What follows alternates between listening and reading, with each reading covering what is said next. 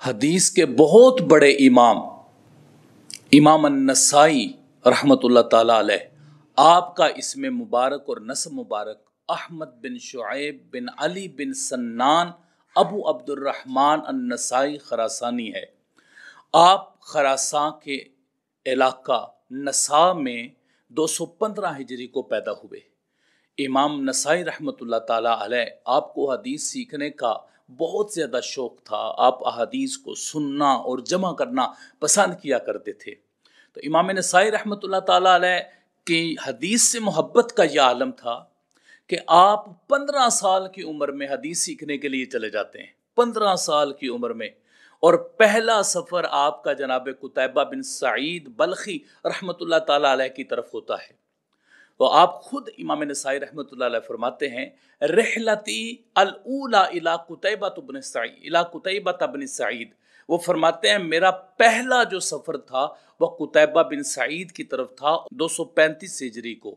یعنی اس کا مطلب ہے کہ امام نسائی رحمۃ اللہ تعالیٰ علیہ نے 15 سال کی عمر میں اس کا آغاز کیا تھا، اور سب سے پہلے بہت بڑے محدث جناب قتیبہ بن سعید رحمۃ اللہ تعالیٰ علیہ کے پاس گئے اور وہاں جا کر ان سے حدیث سیکھی۔ آپ نے حدیث کے سیکھنے کے لیے جو سفر فرمائے ہیں مختلف ممالک کے، ان میں خراسان ہے، عراق ہے، جزیرہ ہے، شام ہے اور مصر ہے، اور یہ وہ علاقے ہیں جہاں پر حدیث کے آئمہ موجود ہوا کرتے تھے۔ خراسان کا علاقہ مرکز علم ہوا کرتا تھا۔ تو امام ابو داؤد رحمۃ اللہ تعالیٰ علیہ یہاں ان شہروں میں، ان علاقوں میں، ان ممالک میں آپ تشریف لے گئے، لیکن یہ سیکھنے کے بعد آپ نے مصر کو اپنا مرکز علم بنایا، اور وہاں پر ہی آپ نے درس و تدریس کا سلسلہ جاری رکھا، اور وہاں پر ہی آپ نے اپنے کتاب سنن کا آغاز کر دیا اور اس کو لکھتے رہے۔ امام نسائی رحمۃ اللہ تعالیٰ علیہ نے بڑے بڑے جید علماء کرام، محدثین کرام سے علم دین حاصل کیا، جن میں امام ابو داؤد رحمۃ اللہ تعالیٰ علیہ جو سنن ابو داؤد جن نے لکھی ہے وہ ہیں، اسحاق بن راہوے ہیں، قتیبہ بن سعید ہیں، محمد بن بشار ہیں، اور اس کے علاوہ محدثین کرام فرماتے ہیں آپ نے کثیر محدثین کرام سے علم حدیث سیکھا۔ پھر اس کے بعد آپ نے جن جن کو مصر میں رہ کر سکھایا، یا جہاں جہاں پر بھی آپ موجود رہے وہاں وہاں پر آپ نے جن کو سکھایا، ان میں امام ابو جعفر الطحاوی کے بیٹے جناب علی ہیں، ان کو سکھایا، اور اپنے بیٹے عبد الکریم کو بھی آپ نے حدیث کے فن سکھائے اور حدیث پڑھائی۔ اس کے علاوہ آپ نے بو علی سیوطی اور دیگر محدثین کرام، اور آپ کے تلامذہ کی تعداد کے بارے میں کہا جاتا ہے کہ وہ اتنی ہے کہ ان کو شمار نہیں کیا جاتا۔ امام ابن حجر اسقلانی نے فرمایا کہ امام نسائی کے اتنے تلامذہ ہیں کہ ان کو شمار میں نہیں لایا جا سکتا۔ تو امام نسائی رحمۃ اللہ تعالیٰ علیہ کی شخصیت ایک عظیم الشان شخصیت رہی ہے، اور آپ نے حدیث مبارکہ کی بہت زیادہ خدمات سر انجام دی ہیں۔ اسی وجہ سے آپ کے مختلف القابات تھے جس سے آپ محدثین کرام آپ کو پکارا کرتے تھے۔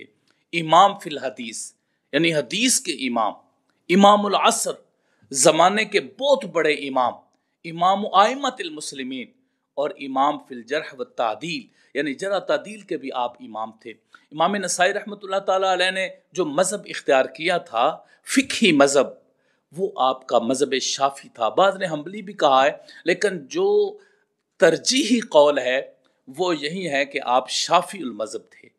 آپ حمص میں کچھ عرصہ کے لیے عہدہ قضا پر بھی فائز رہ چکے ہیں۔ امام نسائی رحمۃ اللہ تعالیٰ علیہ کی ان خدمات سے معلوم ہوتا ہے کہ آپ کا علمی اور تحقیقی شغف رہا ہے۔ اس کے علاوہ آپ اپنے ذاتی اعتبار سے انتہائی خوبصورت انسان، انتہائی وجیح چہرہ، اور محدثین کرام فرماتے ہیں کہ بڑھاپے نے بھی آپ کے حسن کو نہیں چھیڑا، بڑھاپے میں بھی آپ اتنے خوبصورت ہوتے تھے۔ تو حضرت امام نسائی رحمۃ اللہ تعالیٰ علیہ آپ کی جو اپنے ذاتی اعتبار سے عملی زندگی ہے، اس میں آپ صوم داؤدی رکھتے تھے، یعنی ایک دن روزہ رکھتے تھے اور ایک دن افطار کرتے تھے، پھر ایک دن روزہ رکھتے پھر ایک دن افطار کرتے۔ یقیناً یہ بہت بڑے تقوی کی علامت ہے۔ دوسرا، رسول اللہ صلی اللہ علیہ وسلم کی سنت مبارکہ پر عمل کیا کرتے تھے، اور ذرا بھی سنت سے پیچھے نہیں ہوا کرتے تھے، اس طریقے سے رسول اللہ صلی اللہ علیہ وسلم کی سنت پر عمل کیا کرتے تھے۔ اور کبھی کبھی جہاد میں بھی شریک ہو جا کر، جب مسلمان جہاد کیا کرتے تھے تو جہاد میں بھی شریک ہو جایا کرتے تھے۔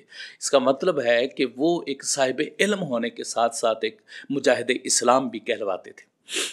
حضرت امام نسائی رحمۃ اللہ تعالیٰ علیہ نے اپنی بہت زیادہ خدمات سر انجام دی ہیں، اور جہاں پر تدریسی خدمات سر انجام دی ہیں وہاں پر آپ نے تصنیفی خدمات بھی سر انجام دی ہیں۔ آپ نے کتابیں لکھی ہیں، سنن الکبریٰ، السنن الصغریٰ، خصائص علی ابن ابی طالب، الضعفاء والمتروکین، فقہاء الامصار، القنا، اور بہت زیادہ مسانید آپ نے لکھی، بہت زیادہ صحابہ اکرام کی اور اس کے بعد اپنے اساتذہ کی مسانید کو انہوں نے جمع فرمایا ہے۔ امام نسائی رحمۃ اللہ علیہ نے، آپ نے اپنی خدمت اپنی زندگی میں سر انجام دیں اور لوگوں تک علم، تحقیق، فن اور حدیث کو پہنچایا۔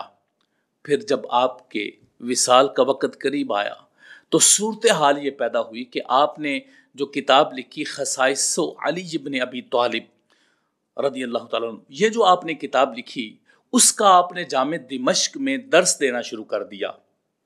دوران درس آپ سے کسی نے سوال کیا کہ آپ نے حضرت علی بن ابی طالب رضی اللہ تعالی عنہ پر کتاب لکھی ہے خصائص کے نام سے، یقیناً وہ بنو امیہ کا دور تھا، تو اس میں جس وقت یہ سوال ہوا کہ آپ نے ان پر ایک کتاب لکھی ہے تو کیا آپ نے حضرت امیر معاویہ رضی اللہ تعالیٰ پر بھی کوئی کتاب لکھی ہے؟ تو آپ نے فرمایا کہ اس حوالے سے میرے پاس کوئی زیادہ ذخیرہ موجود نہیں، برکہ یہ بات آگے بڑھی کہ انہوں نے اس موضوع پر کتاب لکھی ہے تو حضرت امیر معاویہ رضی اللہ تعالیٰ پر کیوں نہیں لکھی؟ تو یہ بات بہت آگے تک بڑھی، یہاں تک کہ وہ بات لڑائی تک پہنچی اور انہوں نے آپ کو زد و کوب کیا، مارا آپ کو، اور اتنا آپ کو مارا یہاں تک کہ آپ شہید ہو گئے۔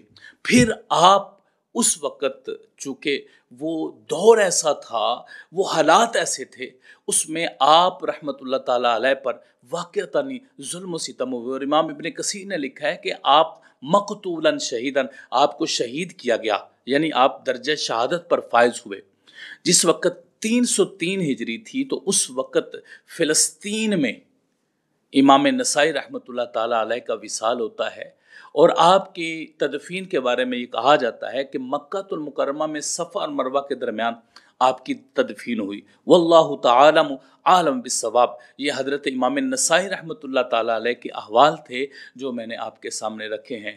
اللہ رب العزت نے ان کو ان کی خدمات کی وجہ سے ہمیشہ کے لیے زندہ رکھا ہے اور مقام بقا پہ فائز فرمایا ہے۔ اللہ تعالیٰ ان کے بہت زیادہ درجات بلند فرمائے۔